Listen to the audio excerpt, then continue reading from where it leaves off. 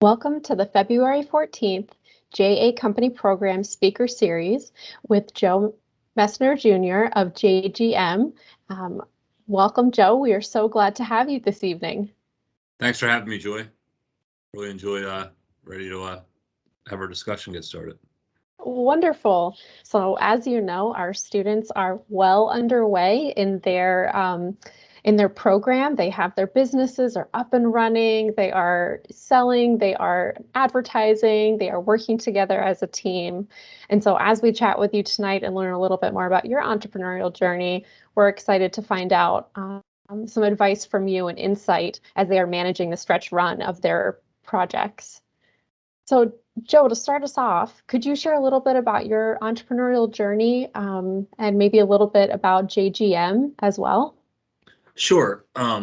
So I started the company in 2001. I was 19.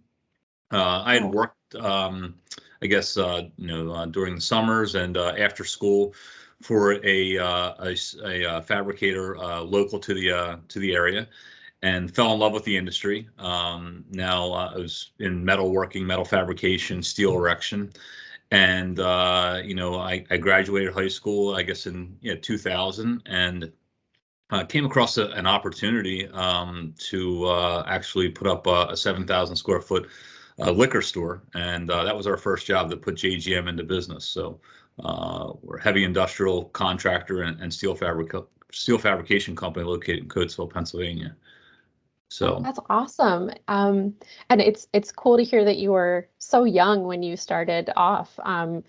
What drew you to manufacturing and fabricating? I come from a long line, fifth generation of entrepreneur in the metal fabrication business. My father and my uncle had a business. They fabricated pressure vessels. My great grandfather was a boiler maker for Thompson Iron Works all the way, I guess, back in 1898. Thompson Iron Works in Philadelphia. So my grandfather had his own company in Chester, Triangle Engineering, and they were a fabrication and industrial construction company. So it was in my blood to get started, and but started as many fabrication companies do. I had a welding machine and a trailer and a pickup truck, and started as a one-man band, and grew it from there. So, but I was super passionate. I started out as a welder, a certified welder, and grew the business. And I love the sales and marketing part, and just growing the company, and watching other employees grow with the company as well. That's awesome. So how large is the organization now? Today we have about 125 employees. We travel the country for industrial clients. We actually specialize in emergency response and speed to market opportunities. Our tagline is "When you need it yesterday." In construction, if someone's calling and you ask them when they need something, it's a standard response. I needed it yesterday. So we sort of added that onto our name, and we've developed a nationwide reputation for delivering projects when you need it yesterday. Oh, that's a great tagline. It tells the client exactly what you're there for. That's awesome. Yes. So you mentioned that you had your certification in welding. Can you tell us a little bit about that? Did you get it when you were in high school? Is that something you did after?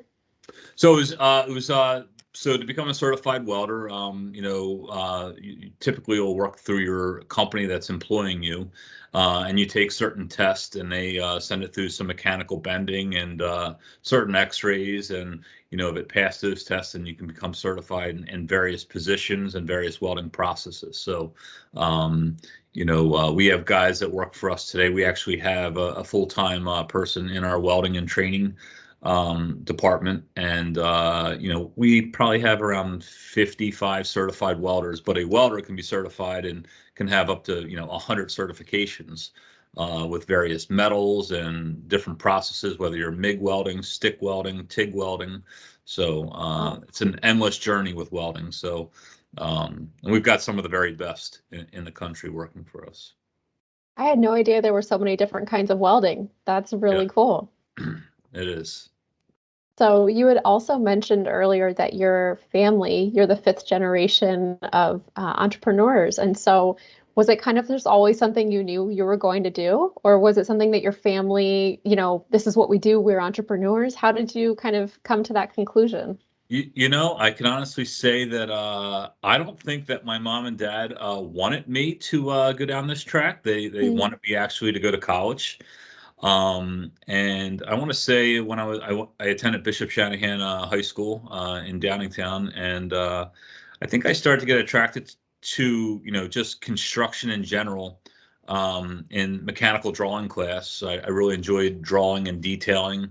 Um, and then I could apply that when I was going to my job after school to working and seeing the blueprints and then physically building something.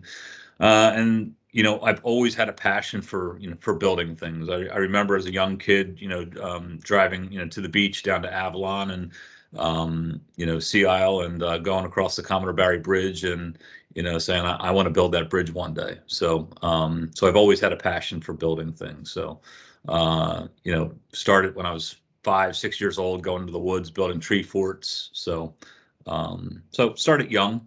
And I was working for a local company for 3 years, and you know, uh, always knew I wanted to do something on my own. And it's sort of that drive to to figure out how to do things better and safer and with a higher quality and faster. And that's what led me to starting my own thing. So. That's really neat. So you wanted to build those bridges when you were going down the Jersey Shore. How many bridges have you and JGM built? So we've worked on the Verrazano Bridge up in New York. We've worked on the Yeah. Tappan Zee Bridge. We've worked. You're going to test. We're currently actually working on the Raritan Bridge in New Jersey. So our fabrication group is fabricating girders that weigh 100,000 pounds each. And about 100 foot long. If you're traveling along Route 30, when the traffic's all backed up around 7:30, 8 o'clock, you'll see about probably a trailer a week going down the road with a girder, but one girder probably takes 10 days to make. Um, Weighs 100,000 pounds. So that's just one of the projects that we're currently involved in. So. Oh, that's very cool that you were able to kind of see that dream to fruition. And when you were building your company and you started off and you mentioned that you had your first project as building a liquor store, and I'm assuming it kind of grew after that. And so can you share a little bit with the students what it was like at the growing point, like where you saw that, oh wow, we're actually successful at this and we're building steam. When did you realize that was happening? It was probably, believe it or not, the older I get and I tell the story, 19 years old, right? I just didn't know. The beautiful thing about being 19 is you got nothing to lose, right? And you're starting your own business, right? And you just don't know what you don't know. You're sort of naive. It's much different starting a business at 19 versus 40 and you have a family. And, I give all kinds of credit to folks that start a business when they're 40 years old. There's a lot more to lose then. So as far as building steam, I'd say probably year 3 is when we really, had a turning point. So, year 1 was, you're out there doing the work and it's just myself, right? So we may have an employee or two as we're growing. But year 3 is when we had a fabrication. We actually leased some space and we had a 6,000 square foot fabrication facility. And we built the Ruby's Diner down in Glen Mills, the Blue Ball Dairy Barn, which is a historic barn down in Wilmington. And then there was a third project, and believe it or not, that was 20 years ago. I'm drawing a blank on it, but there were 3 critical projects. It was a Hula Hands restaurant, that's right, up in Willow Grove. And when I look back at it, we aligned with one customer, and that customer, took a leap of faith with us. And, we provided a good service to them, and they just rewarded us with more work, and the company grew. As an entrepreneur, you're going to run into different challenging times over your career path. So, we then ran into 2008, which was a major recession. That was my first recession going through, and it was I think they call it the Great Recession. We had to pivot, and that is where the when you need it yesterday. We had clients at that point. It was Amazon that had contacted us about a mezzanine, and at that point, people were really scrounging for work, and there was 5 of our competitors that said, this job couldn't be done, and we figured out a way to deliver it in the time frame that Amazon wanted, and we made great money on the project. And that's when we came up with hey, we've got something here. People are scared of these jobs, and we're ready to tackle it. And the marketplace was willing to pay a premium for that. And so we carved out a niche, and that's when JGM When You Need It Yesterday was born. Oh, wow. So how many years of business had you been in when the Great Recession happened? About 7 years. Yeah. So, okay. And it lasted a long time. Like, typically a recession is, 12 to 18 months. But this was a long, slow climb out of the bottom. One of my biggest lessons that I learned is whenever you're in business, you have to be nimble, you got to be agile, and you have to be able to pivot. So, and there's a balance between being very good in a niche market versus being diversified, right? And we diversified at that point. We were primarily working for commercial general contractors, and we started to develop basically the industrial market, working for power plants and mining companies, and we began to travel around the country. So, and that allowed us to go work in the oil and gas market, and that helped us get us through the recession. So that's how you pivoted. You had been focused on one area of business, encapsulate other areas that helped you move forward through the recession. Yes. So primarily like back here in the local region, just the general real estate market and commercial construction market was very depressed, for about 1.5 to 2 years. So we look to identify growing markets and expanding markets. And that's the biggest, learning lesson is that during every single recession, there's always an expanding market somewhere. You just got to find it and be willing to go figure it out. And our team was very nimble. We saw the opportunity, and it was in oil and gas and frac sand plants. And that, pushed us out of our comfort zone. But, our team, gravitated to it, and, and we were successful at it. Were there other times in the organization's history when maybe you as the CEO and founder especially felt like a high intensity period where, the rubber's hitting the road and you have to deliver and you have to, keep your employees engaged and keep your customers happy? Can you share maybe some moments when that happened and what you learned along the way? Any failures and any successes? Let's see. Come up with so we did a project. It was for, I'm trying to think. So there was a project out in North Dakota that we did for a client. It was a when you need it yesterday opportunity. North Dakota, I think the coldest temperature that we hit was minus 55 degrees. But we got a phone call from the engineering firm that we had done work with in the past. It was July 24th of 2018. And they had a conveyor, 1,000-foot long conveyor, and it blew over in a windstorm. And they needed us to mobilize within 2 or 3 weeks and help them rebuild this entire facility. And, that puts tremendous stress on the organization, mobilizing your people out of town. For 6 months, we would fly them back and forth every 6 weeks to see their families.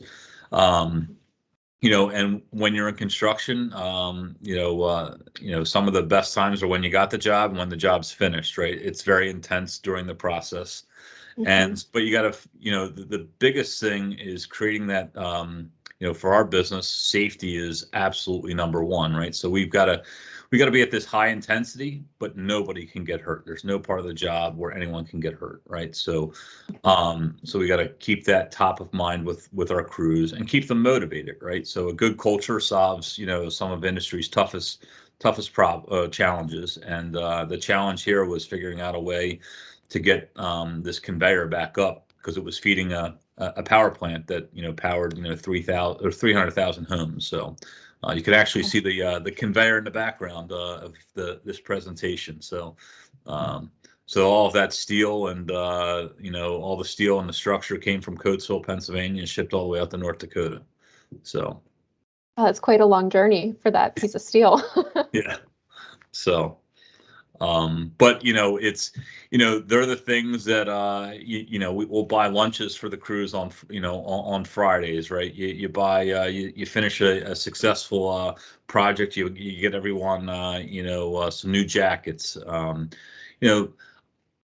That would be at the end of the day, the as far as building successful projects, it's all about the people, and you got to keep them motivated and engage all of their ideas. Every person on a project has a little piece of knowledge that's going to help you be more successful in the project. So collaboration is important if you want to deliver. I think that's really important, especially with the student companies. They are somewhere between 10 and 20 to a company, and so it is a small team, and there has to be a lot of collaboration that takes place. And it sounds like from your example, company culture is really important. So what are some ways that maybe on a small scale, what do you think that the students could do to, as they're working so hard right now, that they could keep motivations high? Company culture, it's like continuous improvement. It never stops. You just got to keep working on it, keep tweaking it. We're still trying to figure it out. Like, I think we have a decent culture today. Some things I've learned recently, communication is huge, and everyone hears things differently. Like, so with our group, we may post things on Facebook. We have an internal communication tool that we use. We use text messaging. We use email. And we also do daily huddles throughout the entire organization, and that helps important things flow from. I have a daily huddle with my direct reports and our executive team, all the way down to the crew leader on the shop floor. They have a daily huddle, and if there's something important in that daily huddle that needs to get all the way up, there's a way for that information to flow. So celebrating the wins, the small little wins, that's something that we're constantly trying to get better at. When you're in the heat of the moment and high intensity and delivering projects, you forget about celebrating the wins. And when you're when you are the leader, you have at least I have a tendency to focus on the areas that may not be doing so well, like, because I see that as risk, right? But it's really, really important to keep an engaged team to go celebrate the wins, even if they're small, and celebrate them often. And that's just really important to keep the team engaged. So and we do every other Friday we do free lunches for our group. Another thing that we've rolled out in the past year and a half is we've developed small committees. So we've got a culture committee, right? And I'm not on that culture committee, right? I just set the guidelines, but we've got probably 10 people on that committee that are they're involved in where we're going to have our Christmas party, right? And where we're going to have our safety day and our manufacturing day, and what gear are we going to roll out next year? Cool apparel, right? So that allows everyone to have a voice and an impact on the company. So. Oh, that's really great. And I think you gave some really tangible ideas to the students. So thanks for that good advice. Yeah. So I wanted to ask you a little bit about manufacturing world, and if there's a student out there that has maybe some skills or interests that line up, could you give some examples that maybe this might be a future career path for them? So as far as open positions that we would have, or maybe more of so I'm a student in high school. Why what are some skills and interests that I might have that might align with this industry that I'm not aware of? Gotcha. Okay. So, process improvement. So in our manufacturing and construction and in our office, if you like figuring out how to eliminate waste in a process and if you're analytical, that would be helpful in our industry. Marketing, graphic design. We're doing internal marketing and we're doing external marketing, like to our clients, to our vendors, to our partners, and then to our employees. So marketing's, digital marketing, websites, we're constantly in today's day and age, we have to update the website. Accounting, we've got, 6 or 7 people in our accounting department. Everything from, sales and use tax to accounts payable to accounts receivable to collections. We have a safety department that they're constantly evaluating risk in everything that we do and how do we eliminate that risk. In our shop floor, we have many people that enjoy, layout. So they'll take a two-dimensional plan on the iPad and they'll lay out a piece of steel. We have CNC equipment that requires computer skills and programming. So lots of programming of CNC files. All of our shop drawings are done in a 3D modeling program. So there's actually a ton of skills that are required to go into construction and fabrication. Our maintenance department, they've got to understand electrical, they've got to understand mechanical equipment. They've got to have a good, just problem solving skills, process of elimination, and how, almost like little science experiments on when you're troubleshooting on how to break things down and eliminate the things that are working well so that you can go find out what is actually not working. So, That's great. Thanks for sharing that list. It sounds like you mentioned, all those different departments that make up GGM and are a part of the industry, even if you're not the one making the, piece of steel into something. And I wanted to, ask as we're wrapping up, if there are any student questions out there. And while we're waiting, Joe, if you could answer for us, if you could talk to your high school self, what advice would you share? That's a great question. So one of the things is, as I was in high school, I was probably not the best. I was an average student, B or, B plus. And but reading was not my favorite thing to do. And today I love to read. I shouldn't say I love to read. I'm getting much better at becoming an avid reader. But just keep reading books. And then as far as I don't know that I convinced, I went a semester of college, and I don't think I would convince myself to go to college because I don't think I was the right person for college. I would say that when I was 19, if I could do it all over again, solicit advice of mentors, find mentors, network. Your abilities to learn and grow are based on your abilities to grow your network. So there are lots and lots of people that are, they're totally willing to share their experiences with you.